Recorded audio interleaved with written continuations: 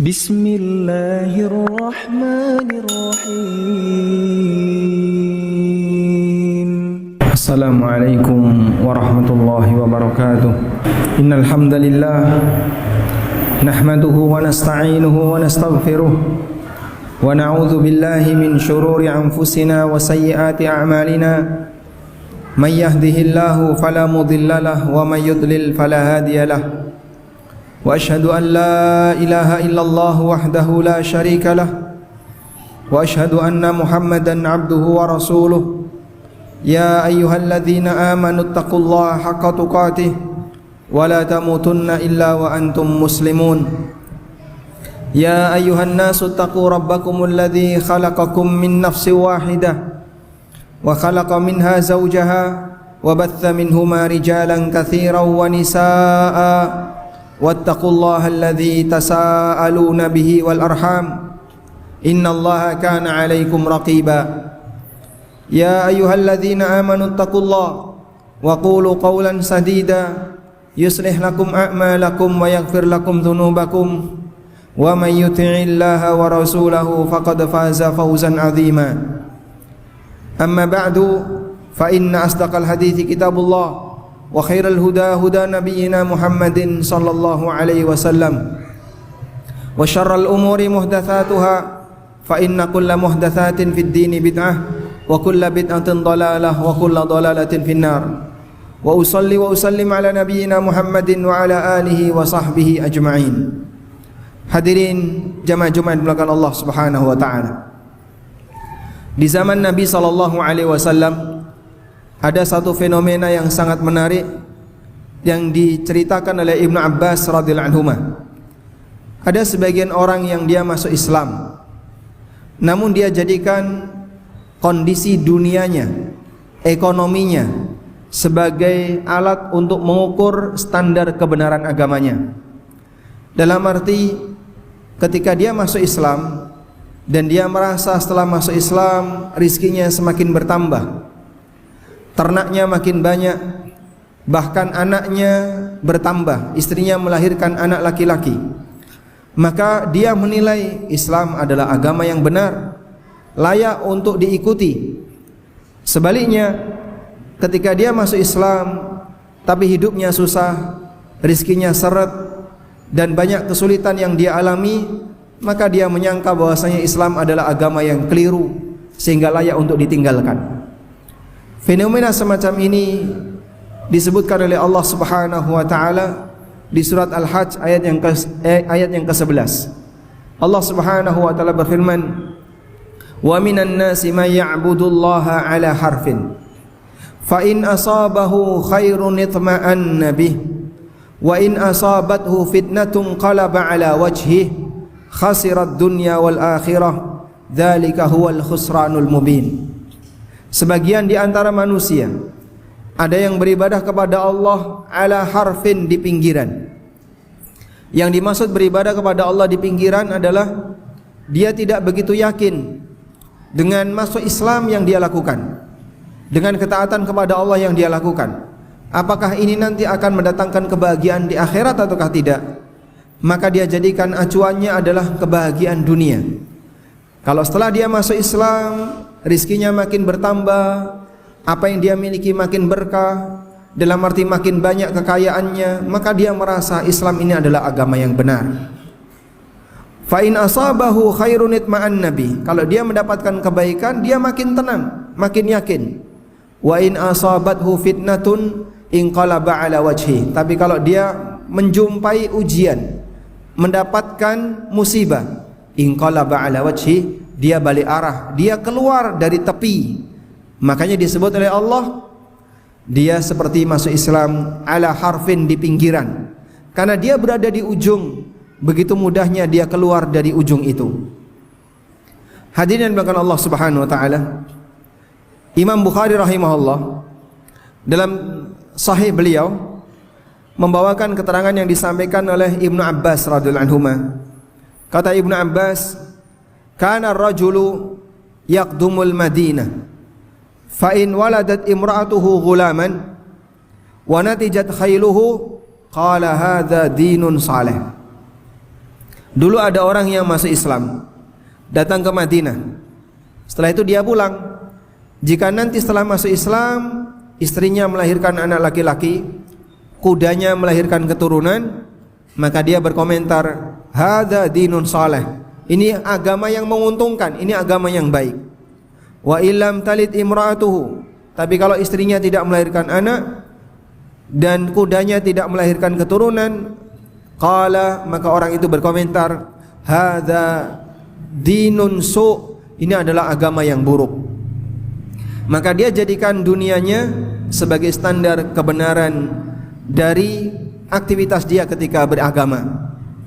Di keterangan yang lain yang diriwayatkan oleh Ibnu Abi Hatim, dikutip oleh Al-Hafidz Ibnu Katsir, beliau menyebutkan bahwa Ibnu Abbas radhiyallahu anhu mengatakan, kana nasun minal a'rab, ada beberapa orang Badui, ya'tunan nabiyya sallallahu alaihi wasallam, yang mereka menemui Nabi sallallahu alaihi wasallam lalu masuk Islam. Fa in raja'u ila biladihim, dan ketika mereka pulang ke daerah mereka masing-masing, fa in wajadu ama ghaithin wa ama hasabin wa ama waladin hasan, qalu inna dinana hadza la salih fatamassaku bihi. Kalau dia pulang kemudian setelah itu dia dapat hujan, dia mendapatkan kebaikan, dan dia jumpai tahun itu sebagai tahun yang baik, maka mereka pun berkomentar, ini adalah agama yang baik, fatamassaku bihi, pegang teguh agama semacam ini.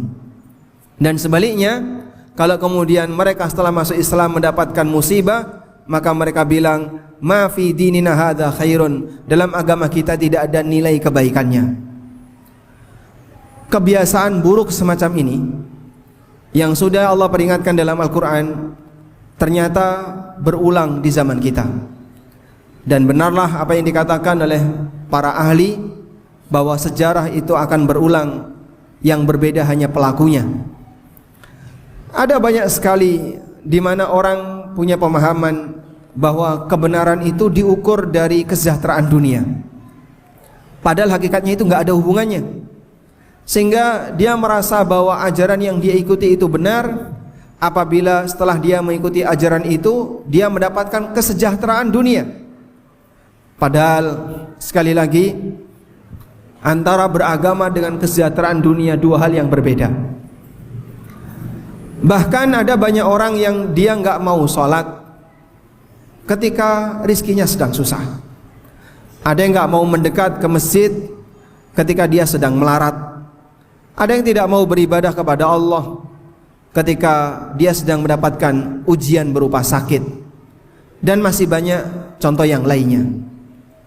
Fenomena semacam ini, kejadian semacam ini cukup sering terjadi di masyarakat kita. Dia mau ibadah jika dia sedang mendapatkan kesehatan, rizkinya lancar, tidak dapat musibah, berkah, uangnya banyak, dan seterusnya. Berarti aslinya orang semacam ini sama sebagaimana kondisi orang Badui yang dulu pernah hidup di zaman Nabi SAW dan masuk Islam dengan menggunakan dunia sebagai standar kebenaran. Padahal jamaah yang dimuliakan Allah, ketika kita berbuat taat, hakikatnya ketaatan itu untuk diri kita sendiri. Sebaliknya ketika kita berbuat maksiat, hakikatnya yang rugi adalah diri kita sendiri. Sebagai hamba yang beriman, tentu kita ingin mendapatkan modal yang besar ketika mau menghadap Allah di akhirat. Sehingga mari kita berjuang untuk jadi orang yang taat apapun kondisi dunia yang kita alami. Ketaatan yang kita lakukan akan menguntungkan kita dunia maupun akhirat, sebagaimana maksiat akan merugikan diri kita baik dunia maupun akhirat. Kita mohon kepada Allah, semoga Allah Subhanahu wa ta'ala memberikan kita kekuatan untuk istiqamah, dan Allah jadikan kita sebagai hambanya yang selalu berusaha beribadah kepadanya apapun kondisi ujian dunia yang kita alami. Demikian sebagai khutbah yang pertama. Aqulu qawli hadza wa astaghfirullah. Alhamdulillahi haqqa hamdih, wa ashhadu an la ilaha illallah wahdahu la syarika lah ta'ziman li majdih, wa ashhadu anna Muhammadan abduhu wa rasuluh. Ya ayyuhalladzina amanu taqullaha haqqa tuqatih wa la tamutunna illa wa antum muslimun.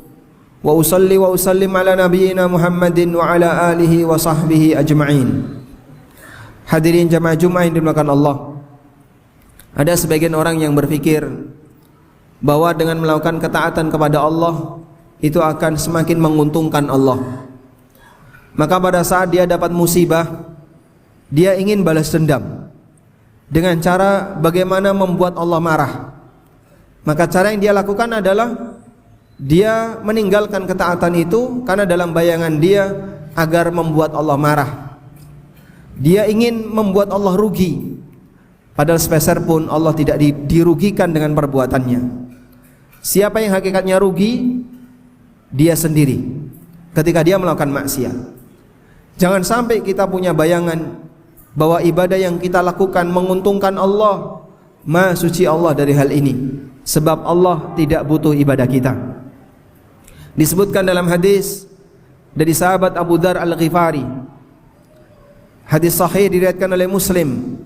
Nabi SAW bersabda, Allah berfirman, maka ini adalah hadis qudsi, ya ibadi law anna awwalakum wa akhirakum wa insakum wa jinnakum kanu ala atqa qalbi rajulin wahidin minkum.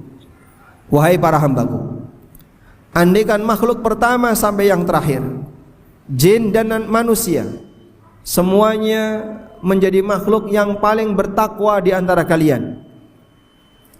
Apa kata Allah Ta'ala? Ma zada dzalika fi mulki syai'a, sepeser pun itu tidak menambah kerajaanku. Ya ibadi, wahai para hambaku, lau anna awwalakum wa akhirakum wa insakum wa jinnakum, andaikan makhluk pertama sampai yang terakhir, jin dan manusia, kanu ala afjari qalbi rajulin wahidin minkum, mereka menjadi makhluk yang paling durhaka di antara kalian. Misalnya semuanya jadi kayak iblis. Apa kata Allah Subhanahu wa taala? Ma naqasa dzalika fi mulki syai'a, sepeser pun itu tidak mengurangi kerajaanku. Ini penegasan yang dinyatakan oleh Allah Ta'ala dalam hadis qudsi yang menjadi dasar bahwasanya Allah sepeser pun tidak butuh amalan para hamba.